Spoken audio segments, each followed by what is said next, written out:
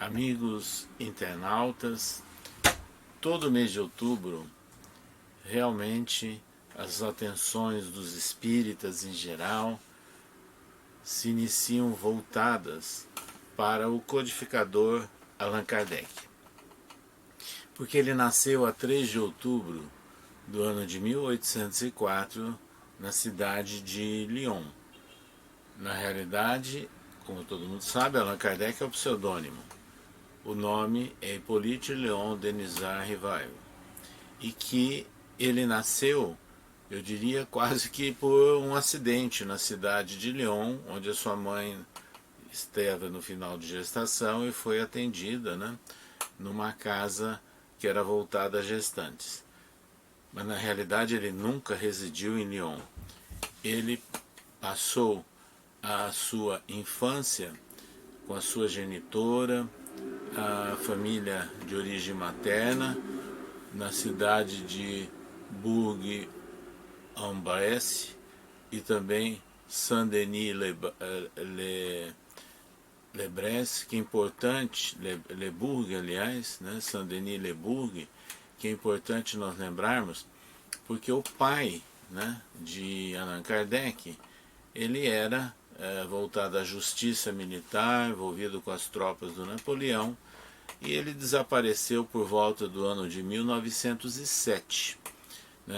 Consta que pode ter sido a maior probabilidade na invasão da Península Ibérica.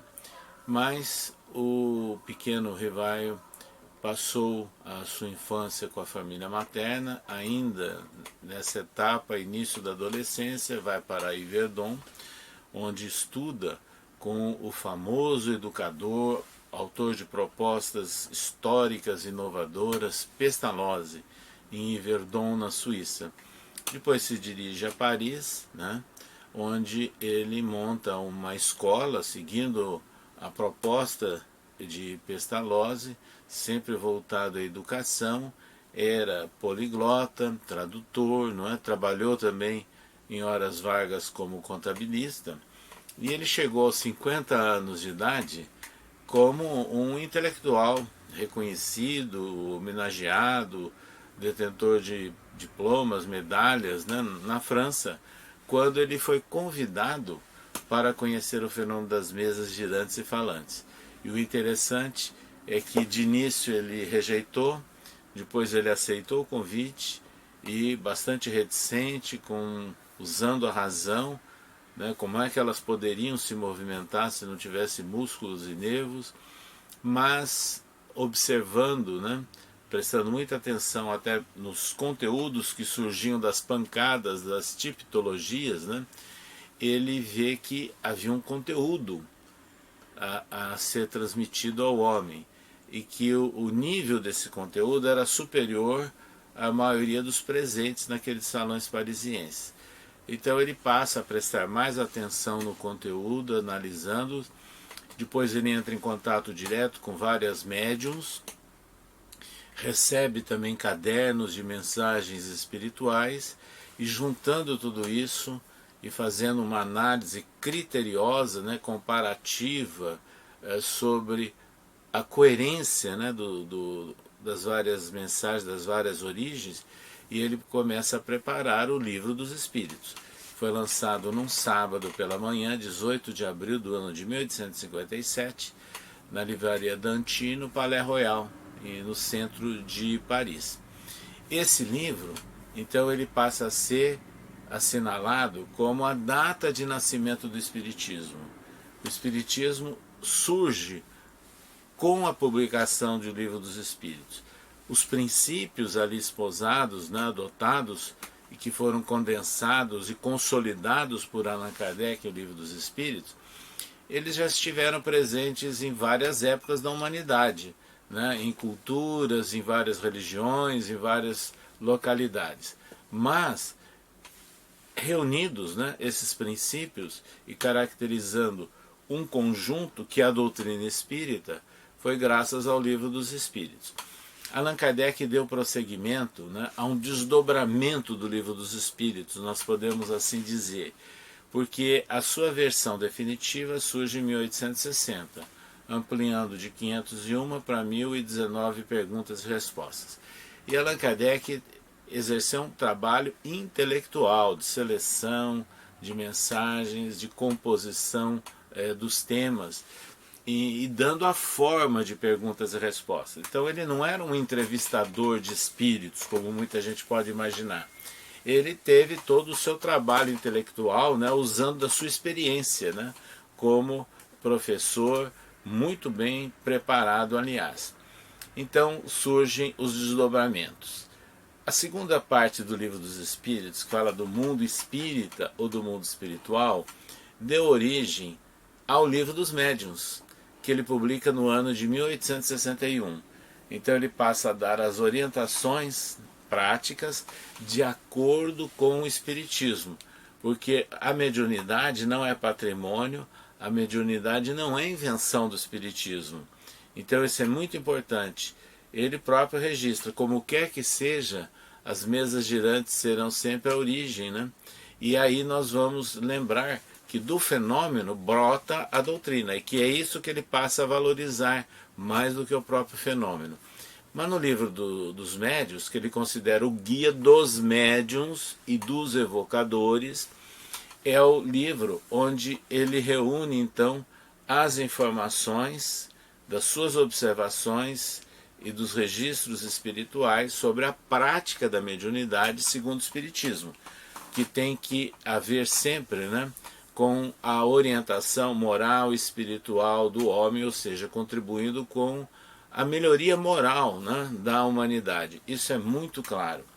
E ele estuda, né, os vários dons mediúnicos, os vários tipos de mediunidade, que são dezenas. Da terceira parte do Livro dos Espíritos, que fala das leis morais, emerge no ano de 1864 o livro Evangelho segundo o Espiritismo, que na sua primeira versão, no seu lançamento, em abril do ano de 1864, recebeu o nome de Imitação do Evangelho segundo o Espiritismo. Mas ele foi recomendado pelo seu editor, por leitores e pelos espíritos para mudar simplesmente para Evangelho segundo o Espiritismo. Esse livro é interessante, porque enquanto no capítulo que fala da essência moral, né, de Jesus no Livro dos Espíritos, que é a terceira parte, no livro Evangelho segundo o Espiritismo, ele analisa as parábolas, o exemplo de vida de Jesus e os seus ensinos. Mas ele deixa muito claro na apresentação do Evangelho segundo o Espiritismo que o objetivo seria o ensino moral e não aquelas questões de curiosidade, de polêmicas, né, que sempre marcaram a presença nas várias épocas da humanidade. Esse livro, então, ele vai ser a chave para nós compreendermos, né, os textos bíblicos com a certeza da imortalidade da alma. Da quarta parte do Livro dos Espíritos, das Esperanças e Consolações, Allan Kardec faz brotar o livro O Céu e o Inferno, que foi lançado no mês de agosto do ano de 1865. Esse livro, ele é marcante, ele é inédito, porque além dele colocar toda a teoria espírita, né, sobre o que é o mundo espiritual, o conceito de céu, o conceito de inferno, o conceito de purgatório, ele é inédito porque ele reúne mensagens espirituais, as comunicações espirituais que Kardec obteve, né, na sede da Sociedade Parisiense de Estudos Espíritas e outras que enviaram a ele, mas ele fez um estudo muito interessante, porque ele relacionou, né, as mensagens, o conteúdo das mensagens espirituais, procurando identificar o espírito e procurando saber como ele era enquanto encarnado, em que condições que ele desencarnou. Então aí que existe o ineditismo, porque é o primeiro livro que fala realmente de histórias reais, né, de espíritos desencarnados, que mostra inclusive estudo de casos, vamos assim dizer. E, em função disso, ele chega à conclusão que há vários estados de alma, né, dos comunicantes. Então ele começa a montar uma classificação, que eu diria genérica, né, ampla, mostrando que tem desde o espírito feliz, o espírito que está aprendendo, arrependido, o espírito que está em sofrimento, no caso, por exemplo, dos suicidas, e vai mostrando o espírito que não aceitava a imortalidade da alma. Então, tanto esse como o suicida tendo aquelas grandes surpresas ao chegarem no mundo espiritual. Então ele vai mostrando, né, estados de alma que são muito importantes para a nossa compreensão dessa relação entre humanidade encarnada e desencarnada. Da última parte, né, do Livro dos Espíritos surgiu então o céu e o inferno. Mas da primeira parte, que fala do mundo espírita ou do mundo espiritual, é que surge o último livro de autoria de Allan Kardec, A Gênese, que foi publicado em janeiro do ano de 1868. A Gênese, ou as predições, né, segundo o Espiritismo. E esse livro também ele tem um caráter de ineditismo muito grande, porque Allan Kardec ele faz todo um estudo, né, teórico, né, sobre a questão da evolução do espírito, do perispírito, entra em detalhes, né, da concepção espírita do que seria o perispírito, analisa os milagres de Jesus à luz do Espiritismo. E é interessante que Allan Kardec analisa os vários ditos milagres de Jesus, mostrando que não são milagres, mas na verdade ocorrem utilizando leis da natureza que o homem desconhecia, e que Jesus, sendo o Espírito puro e perfeito, soube utilizar e manipular, né, essas leis da própria natureza. Porque o conceito de milagre seria a derrogação das leis da natureza, o que não é aceito por Allan Kardec. Mas o interessante é que Allan Kardec coloca, nos estudos que ele fez sobre as curas de Jesus, sobre os chamados milagres de Jesus, ele mostra, na verdade, mais de uma opção. Ele não fecha a questão. Então ele estimula o uso do raciocínio, né, por parte das pessoas, estimulando, portanto, o estudo e o raciocínio. Então, esses 5 livros, o Livro dos Espíritos, o Livro dos Médiuns, o Evangelho segundo o Espiritismo, o Céu e o Inferno e a Gênese, é que constitui as obras básicas da codificação. Aí nós temos todos os princípios do Espiritismo. Nós gostaríamos de lembrar que ele escreveu outros livros, alguns menores, né? Como o Principiante Espírita, o que é o Espiritismo, um sobre obsessão, mas na verdade são apanhados, né, de várias outras atribuições ou textos, né, que ele reuniu. E o livro que se comemora em 2020 como completado 130 anos obras póstumas, a rigor não é um livro de autoria de Allan Kardec. Ele foi elaborado por amigos de Allan Kardec ou por continuadores de Allan Kardec 21 anos depois da desencarnação. Reuniu textos que já estavam previamente publicados na Revista Espírita, mas também reuniu textos, manuscritos de Kardec, que ele não havia divulgado e que ele não havia completado o raciocínio, gerando, portanto, algumas dúvidas e algumas polêmicas até quanto à autenticidade. Então, nós sugerimos sempre que tudo aquilo que está em obras póstumas é matéria para estudo, e sugerimos que analisem se já estava presente numa das obras de Kardec ou numa das edições da Revista Espírita. Por falar em Revista Espírita, esse foi um outro mecanismo, né, que Allan Kardec utilizou, um grande instrumento para a divulgação do Espiritismo, uma revista mensal que ele criou em janeiro do ano de 1858 e deixou pronto até a edição de abril do ano de 1869. Então, essa revista mensal, Jornal de Estudos Psicológicos, também é marcante do ponto de vista jornalístico. Em primeiro lugar, porque é a primeira revista espírita propriamente dita. Já havia revistas sobre mediunidade, revistas e jornais sobre espiritualismo em geral, mas sobre espiritismo, Allan Kardec criou o primeiro periódico, que é a Revista Espírita. Essa revista, o interessante é que ela tem artigos de Kardec, notícias que ele recebia de várias partes do mundo, até do Brasil.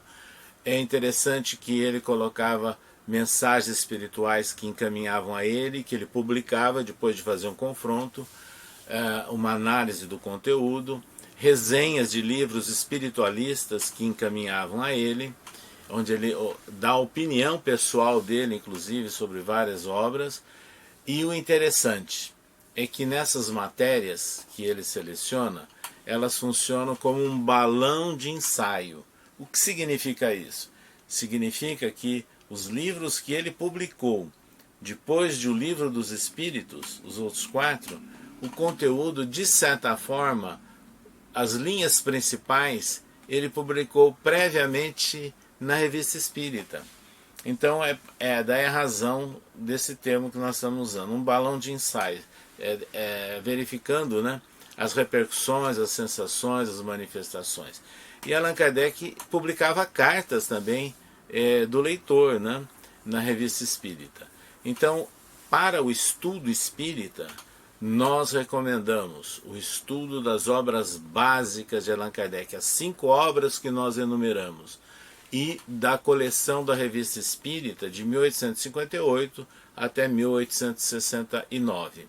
É esse conjunto que caracteriza, então, toda a base doutrinária, né, que é sólida, monolítica e bastante convergente, com muita sincronia, né, entre os textos e entre os vários livros, e que é a característica da obra do nosso codificador Allan Kardec. Daí a razão de existir uma campanha que foi iniciada pela União das Sociedades Espíritas do Estado de São Paulo, aprovada no ano de 1975, Comece pelo Começo, e que essa campanha ela foi levada também ao Conselho Federativo Nacional da FEB, no período que nós estávamos na presidência, tendo sido aprovado pelo Conselho Federativo Nacional da FEB em novembro do ano de 2014. Então, essa é a sugestão que nós deixamos, que para nós homenagearmos Allan Kardec, nós temos que realmente estudar, analisar essas obras. E quando eu falo estudar e analisar, direto nos textos de Allan Kardec, para que as pessoas aprendam a manipular o livro, a acessar o conteúdo do livro, evitando aquelas matérias indiretas, mas vamos valorizar a obra de Allan Kardec na sua origem. E isso é um grande papel a ser feito no Centro Espírita, nos grupos de estudo. E também nas palestras públicas, nas reuniões, né, de divulgação no centro e no movimento espírita, é muito importante que os expositores façam citações às obras básicas de Allan Kardec. Infelizmente, nós às vezes encontramos tantos modismos, né, palestras com muita euforia, com muita exaltação, e às vezes não citam a obra básica de Allan Kardec. Então nós temos o compromisso de valorizar esses textos originais, os livros que Allan Kardec escreveu, os 5 livros e mais a Revista Espírita, que sem dúvida nenhuma elas representam a base da doutrina. Então daí a campanha Comece pelo Começo. Não é uma redundância, é uma realidade. Começarmos pelo começo da doutrina, que são as obras de Allan Kardec. Nessas condições, então nós temos que lembrar que o Centro Espírita deve ter por base, não apenas no texto do seu estatuto, na letra, mas na prática, né, a valorização, o estímulo ao estudo e a difusão das obras básicas do codificador Allan Kardec.